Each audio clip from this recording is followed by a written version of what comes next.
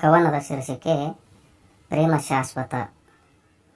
ಗೆಳತಿ, ಈ ಜಗತ್ತಿನಲ್ಲಿ ನೀ ಬಯಸಿದ್ದೆಲ್ಲವೂ ಶಾಶ್ವತವೆಂದುಕೊಂಡಿದ್ದೀಯ. ನೀನಂದುಕೊಂಡದ್ದು ನಿಜವೇ ಎಂದಾದರೆ ನನ್ನನ್ನು ತೊರೆದದ್ದು ಸಹಜವೆಂದುಕೊಂಡು ಸುಮ್ಮನಾಗುತ್ತೇನೆ. ಅದೆಷ್ಟು ಚೈತನ್ಯವಿದ್ದರೇನು, ಅದೆಂದಿಗೂ ಅಶಾಶ್ವತ. ನಿನ್ನ ರೂಪ, ಲಾವಣ್ಯ, ಅಂದ, ಚಂದ, ಶೃಂಗಾರ, ನಿನ್ನ ಭೌತಿಕ ಅಂಗಾಂಗಗಳೆಲ್ಲ ಅಶಾಶ್ವತ. ಶಾಶ್ವತವಲ್ಲ ಗೆಳತಿ ಈ ನಿನ್ನ ಬಿಂಕ, ಎಲ್ಲ ಅವಶೇಷದ ಮೂಲ. ಶಾಶ್ವತವಾಗಿರುವುದಾದರೂ ಏನು? ಅದಿರಬಹುದಾದರೆ ಒಂದೇ, ಅದೇ ಪ್ರೇಮ. ನಿನ್ನ ಪ್ರೇಮ ಶಾಶ್ವತ. ಈ ಜನ್ಮ ಪೂರ್ತಿ ನಿನಗಾಗಿಯೇ ಮುಡಿಪಾಗಿದೆ. ಜನ್ಮ ಜನ್ಮಾಂತರದಲ್ಲೂ ಈ ನನ್ನ ಪ್ರೇಮ ಪುಷ್ಪ ನಿನಗಾಗಿಯೇ, ನಿನ್ನ ಮುಡಿಗಾಗಿಯೇ ಮೀಸಲು.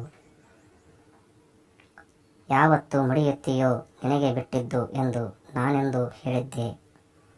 ಅದನ್ನು ನೀನು ಹೇಗೋ ತಿರಸ್ಕರಿಸಿದ್ದಿ. ಈಗ ಅರಿವಾಯಿತೆ, ಈಗ ತಿಳಿಯುತ್ತೆ ಈ ನನ್ನ ಪ್ರೇಮ ಹೃದಯದ ಡಿಂಡಿಮ. ನನಗೆ ಗೊತ್ತಿತ್ತು ಗೆಳತಿ, ಒಮ್ಮೆಯಾದರೂ ನೀ ಬಂದೇ ಬರುತ್ತೀ ಎಂದು, ತಪ್ಪು ಅರಿವಾಗುತ್ತೆ ಎಂದು. ಆಗ ನೀನು ತಿರಸ್ಕಾರದ ಬರೆ ಎಳೆದು ಹೃದಯನ ಹಿಂಡಿ ಹಿಪ್ಪೆ ಮಾಡಿದಂತೆ.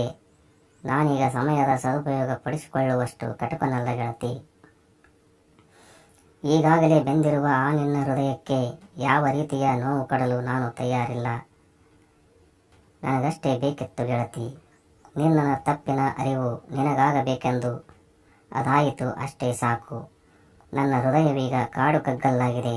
ಪ್ರೀತಿಯ ಜ್ಯೋತಿ ಆರಿದ ಮೇಲೆ ನನ್ನ ಹೃದಯ ಮಂದಿರ ಕತ್ತಲಲ್ಲಿ ನೀಗಿದೆ. ಪ್ರೇಮ ಸೂರ್ಯ ಎಂದು ಅಸ್ತಂಗತವಾದನೋ ಅಂದೇ ಈ ನನ್ನ ಹೃದಯದವರೇ ಮುದುಡಿ ಹೋಯಿತು. ಕಗ್ಗಲ್ಲಾದದ್ದು ಆಗಲೇ. ಅದಕ್ಕೀಗ ಈ ಪ್ರೇಮ ವಿರಹ ಹುಡುಕಾಟ, ಚೇಷ್ಟೆ, ತಮಾಷೆ ಯಾವುದು ನಾಟುವುದಿಲ್ಲ.